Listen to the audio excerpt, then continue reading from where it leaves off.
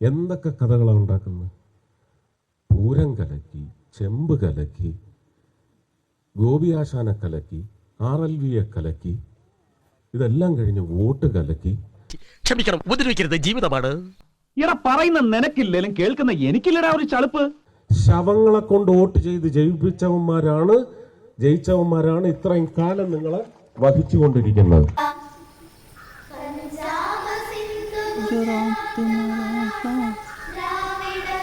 ചത്ത് ശവങ്ങളെ 25 വർഷം മുമ്പ് അടക്കം ചെയ്ത ശവങ്ങളെ കൊണ്ട് വോട്ട് ചെയ്തിട്ടുണ്ട്.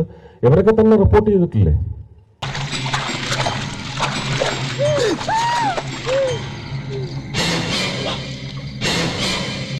എനിക്കിത്രേ നിങ്ങളോട് പറയാനുള്ളൂ. കേരളത്തിൽ ഇത്തവണയെങ്കിലും, ഇനി ഇത്തവണ വന്നില്ലെങ്കിൽ പോലും ശക്തമായ സാന്നിധ്യം നിയമസഭയിൽ അറിയിച്ചുകൊണ്ട് നിങ്ങളുടെ രക്ഷയ്ക്കായി പുതിയൊരു ഉദയം രാഷ്ട്രീയ ഭരണ സമ്പ്രദായത്തിൽ ഉണ്ടാവണം. അതിന്റെ വ്യത്യാസം നിങ്ങൾ അറിയും.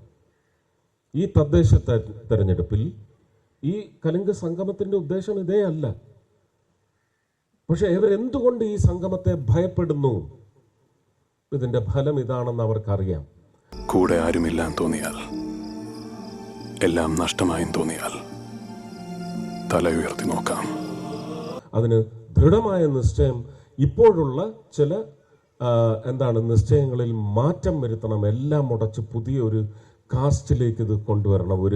ഒരു ഘടനയിലേക്ക്, ഒരു രൂപത്തിലേക്ക് ഇത് കൊണ്ടുവരണമെന്ന് മാത്രമാണ് എനിക്ക് നിങ്ങളോട്. ഒരു ഡബിൾ എൻജിൻ സർക്കാർ ഇവിടെ ആവശ്യമാണ്.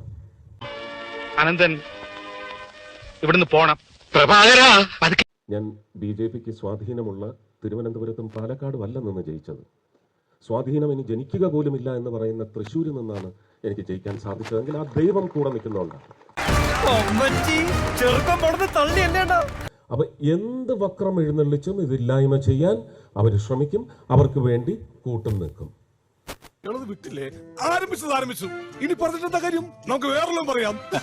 ഇവിടെ ഇടുക്കി ജില്ലയിൽ ഒരു 8 പഞ്ചായത്തുകളിലേക്കെങ്കിലും ഇപ്പൊ തന്നെ ലിസ്റ്റ് തന്നിട്ടുണ്ട്. ഞാൻ എത്ര സ്ഥലത്ത് പോകും? എല്ലാവർക്കും എന്നെ മതി. ഞാൻ മന്ത്രിയുടെ ജോലി ചെയ്യണം. ഞാൻ ഇവിടെ നിന്നാ പറയും ഇയാൾക്ക് ഡൽഹിയിൽ പണിയൊന്നും ഇല്ലെന്ന്. ഡൽഹിയിൽ പോയിരുന്നാ ചോദിക്കും നാട്ടിൽ കാണാനില്ലല്ലോ എന്ന്. സിനിമയിൽ അഭിനയിച്ച ഇയാൾക്ക് ഇതാ നല്ല പണി. ഈ പറയുന്നവന്മാർക്കൊക്കെ എന്ത് മൂല്യമുണ്ട്?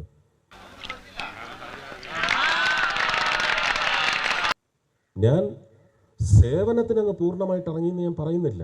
എന്നെ കൊണ്ടാവുന്നത് ഞാൻ ചെയ്യുന്നു. അത് പക്ഷെ ഞാൻ ഉറപ്പ് വരുത്തും. അത് ഞാൻ തൃശ്ശൂർക്കാർക്ക് വാക്ക് കൊടുത്തിട്ടുണ്ട്. കാര്യങ്ങളൊക്കെ കൈവിട്ട് പോയല്ലോ തിരുവട്ടമാ. ഞാൻ തിരുവനന്തപുരത്തേക്കൊന്ന് വിളിച്ചാലോ? കഴിഞ്ഞ 3 ടേമിൽ വന്ന CPIയുടെ ആൾക്കാരുണ്ട്, കോൺഗ്രസിന്റെ ആൾക്കാരുണ്ട്.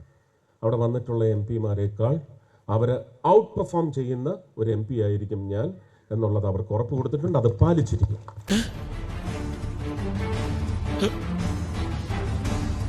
ശ്രീ കരുണാകരനും ശ്രീ O രാജഗോപാലും കേരളത്തെ അനുഗ്രഹിച്ച പോലെ ഒരു രാഷ്ട്രീയക്കാരനും ഭരണത്തിലെത്തി ഒരു രാഷ്ട്രീയക്കാരനും കേരളത്തിന് വേണ്ടി വർത്തിച്ചിട്ടില്ല, ഫലവത്തായി പ്രവർത്തിച്ചിട്ടില്ല.